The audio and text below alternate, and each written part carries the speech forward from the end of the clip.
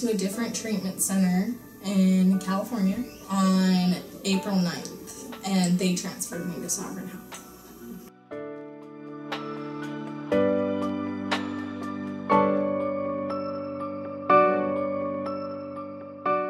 Well, 6 years ago, I started taking Roxy 30s, which is a pill, with my ex, and it quickly developed an out-of-control habit. So about 2 years ago, we switched to heroin, and I got really deep in it, and then started smoking crack about 3 months before I came into treatment, and was killing myself, like brutally. I came into treatment weighing 80 pounds.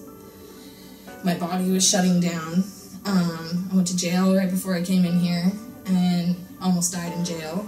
And about the third day in, it hit me that I needed to go in for treatment, that it had to be better than jail. And it hit me that I was going to die if I didn't come into treatment and get my life back, because I didn't have a life anymore. I isolated really bad. I didn't do drugs socially.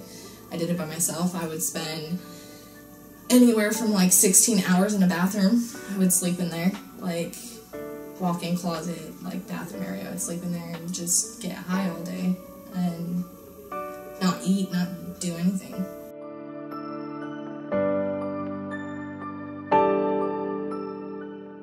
Well, at first, the close people around me that knew about my heroin addiction and my crack addiction talked to me about rehab, and I was so against it because I thought it was like jail, you know, that I would be locked down, that I'd be sick, because heroin withdrawals are really bad, it's scary, you know, and then sitting in jail, like not having anything at all because they don't help you at all. I was like, you know what, it's gotta be better than this. So me and my husband looked it up, and I said I'd go, and I flew out the day after I got from jail.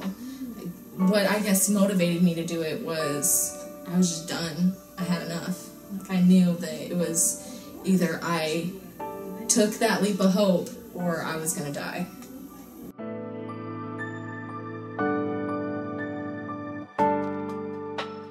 Well, I won't say names, but I'll go ahead and tell you my experience about the other treatment center. Groups were done at the house. All the groups were done at the house. We went to nightly meetings, but other than that, we were at the house. Every group involved a Bible. It was very religious, very religious. We could only listen to Christian music. We couldn't watch TV. It was bad. And I remember when I first walked into the house at Sovereign, I was kind of depressed and down from the transfer, you know, like kind of just exhausted. And I walked in the room and saw the little clock radio with music and just like was so happy. Just the little small things that you appreciate. And I ran downstairs and I was like, you guys, I am so happy. And they're like, what changed? And I'm like, music. You have no idea.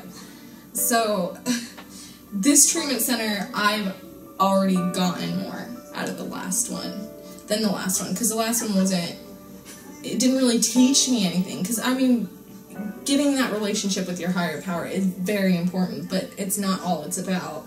There's tools that you need to learn, you know, like relapse prevention, like how to handle anger, like how to meditate properly, like, you know, pause and everything, and we weren't really getting that at the other place, like I wasn't anyway. So when I came here, my first week, I just felt like I already got more knowledge, you know?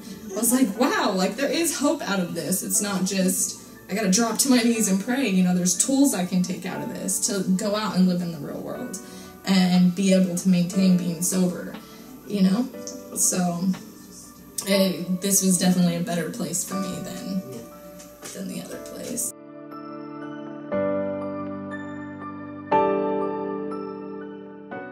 Everybody was really friendly. I was surprised that it was co-ed, because the other place was only female. And I think it's very important to have co-ed, because too much hormones just doesn't help anybody. So it's nice to also, like, when you do have, like, the mixed group, to get the guys' point of view, too, and, like, their stories and what they go through, because it can help you as well. So my first impression, I guess, is everybody was really friendly. They made me feel at home, especially going back to the house. Like, my first day I walked in, and I was lost because they were like, go to the bathroom, you have to go to the bathroom. And I was lost, and I just kind of looked around, and I looked at this girl, and I was like, I am so lost. And she goes, oh, I'll help you, sweetheart, it's okay, and like started showing me around, and she ended up being one of my housemates. I found out that I was going back to the house with her, and we ended up having like a candle lighting thing on the porch where we all picked a little paper out of the box that said something, and we shared something about ourselves, and they were all so welcoming and supportive. And I cried because, like, at the other place, it wasn't like that for me. The girls were very unfriendly and just mean, and so I was so nervous to come to that, but, like, everybody's very helpful, and when I have a problem, the therapists and the counselors that walk in the hall actually stop and ask me, like, what's wrong, and they care. Like, they'll pull me off in the room and talk to me about it, and then, you know, I'll feel better, other than just like, oh, I'm here for a paycheck.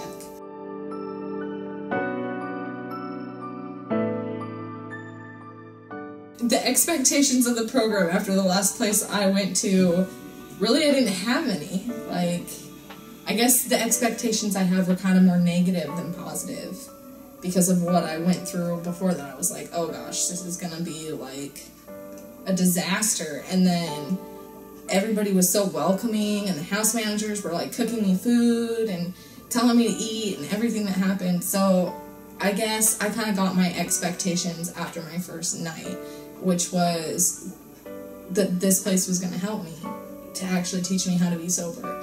And because I was still sick when I came here. And it was awesome. Like, they rushed me to see the doctor so that I could feel better, so that they could get my meds leveled and everything. And they even offered to pay for my medications when I couldn't pay for it, you know, and they had it sent off and shipped really fast and everything so that I could get better, you know. They cared about the way I felt.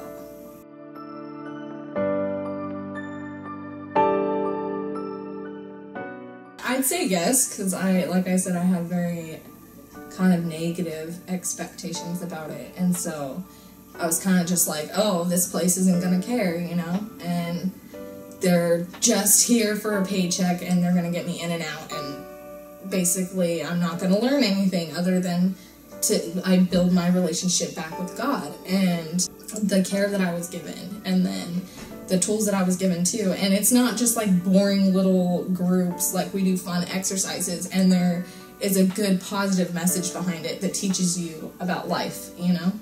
And probably about halfway through the group it'll click, oh, this is why we're doing this, oh, okay, this is cool, you know. And so I don't know, I like it.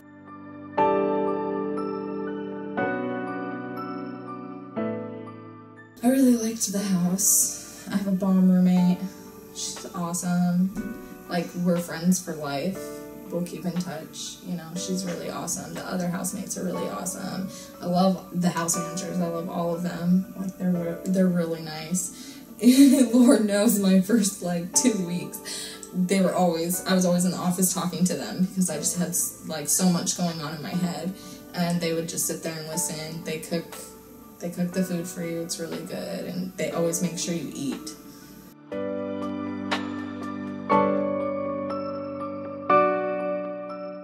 I really like that my therapist fought for me so hard because I was having like insurance problems and medical problems when I came here, and she literally like just took care of it. Like, I didn't have to worry about it or go to somebody and ask like a second time, you know. She was like, I'll take care of it, and it got done.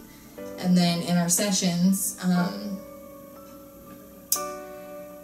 she just really listened and called me on my bullshit, which I needed.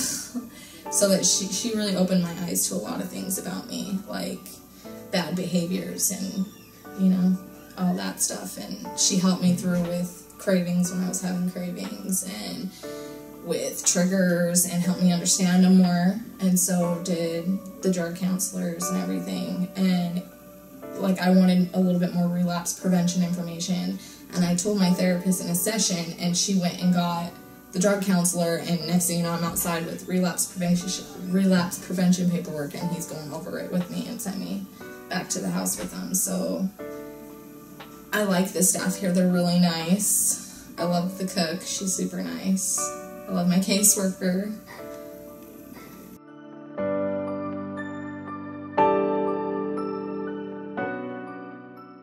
it's raw.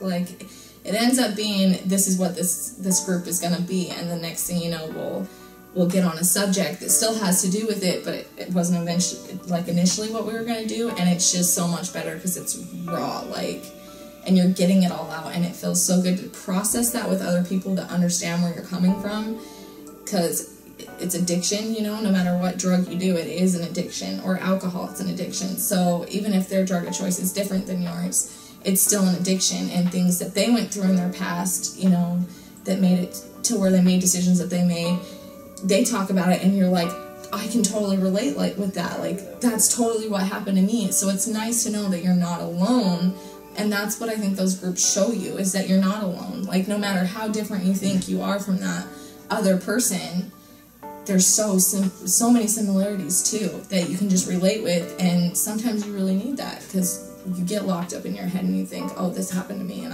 I'm alone, and then you talk about it and you're like, oh my gosh, you're not alone. Like, there's people out here, and it's just awesome. And the individual sessions I like too, because they care, and you can tell they care. Like, you talk about something and they give you really good advice, and they understand where you're coming from too as well. And so it's just awesome to have that connection with people, especially with people that you never thought that you would.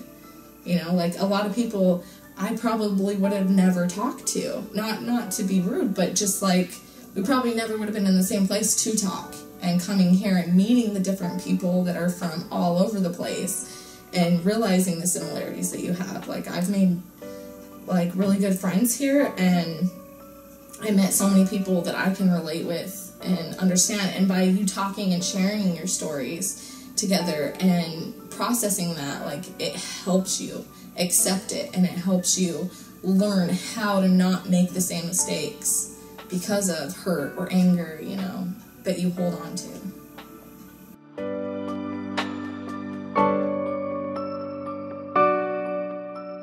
I really like icebreakers and relapse prevention. But icebreakers, you usually do a little activity, and so one day we did an activity where there was string put all over the place, to the wall and the floor, and it was like a spider web, and we had just random teammates that guided us through it by just talking, and we had to not react to those strings until our partner told us what to do. And it goes both with, how do you feel about not being able to do something without a person tell you, or how do you feel by following the directions, you know? And it was a lot of fun, and it showed, like, a lot of, like, your characteristics and all of that. So icebreakers was a lot of fun. I really liked it. And then relapse prevention, because I love the knowledge of how I can stay sober, and what are the warning signs, and what tools can you take out there to stay sober.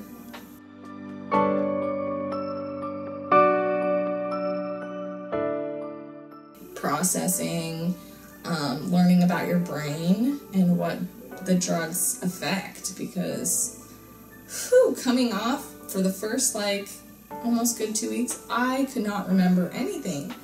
I would have a conversation and just completely forget what I was talking about, and even when the person would remind me, I just completely forgot the point of the conversation. So I'd be like, I don't know, you know, because it really does affect your brain. Like, I got paperwork on it, and I was just like, wow, what did I do to myself? But I also learned, like, what stages you go through as the brain is healing.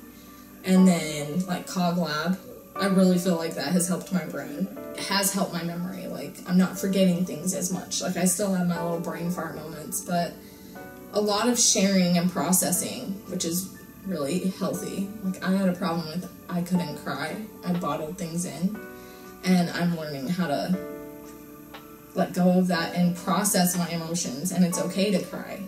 And you can't bottle that up, because when you bottle that up, eventually you're going to explode, and if you don't explode, then you're just looking for something to shove it back down again, which can be drugs or alcohol, you know. And so an average day is just learning the tools you need in life to survive out there sober, because it's easy to get high. I mean, it's hard, but it's a lot easier to get high than to be sober. So it takes work, and you got to learn that, and you got to learn the tools you need if you're serious about being sober.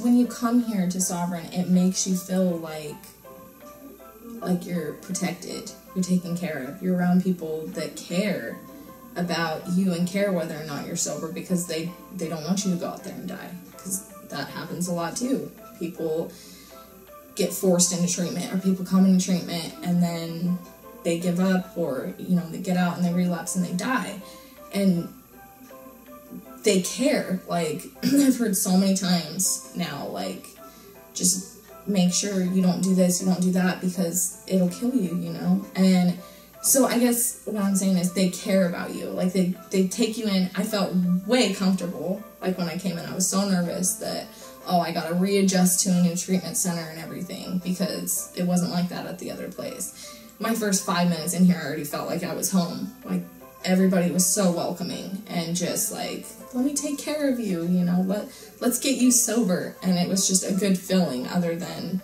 the last place I just felt like they didn't care. Like, they were there for a paycheck, and that was it. And here I don't feel that way.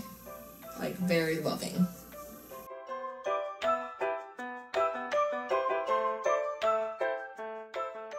Definitely probably the tools first, because that is what I need. Like, you guys have taught me to stand on my own 2 feet and do it sober. That life is fun. That I don't have to get high to have fun.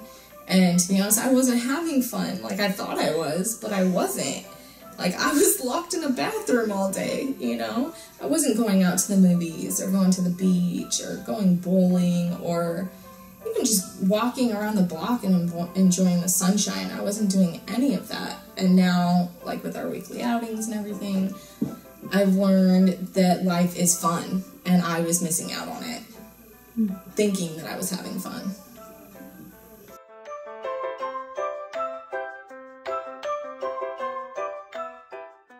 For newcomers, I would just say, just take it seriously.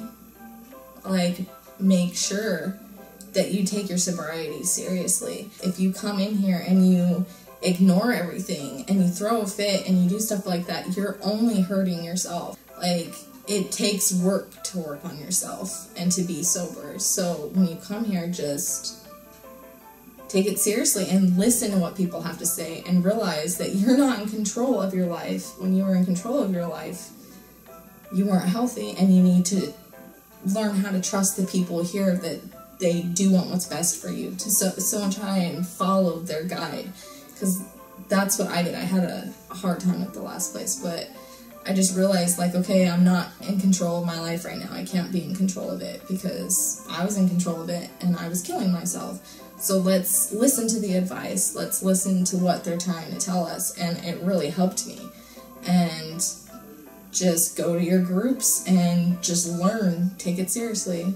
And love the people, because they will love you back in return. And then you'll get what you came here for.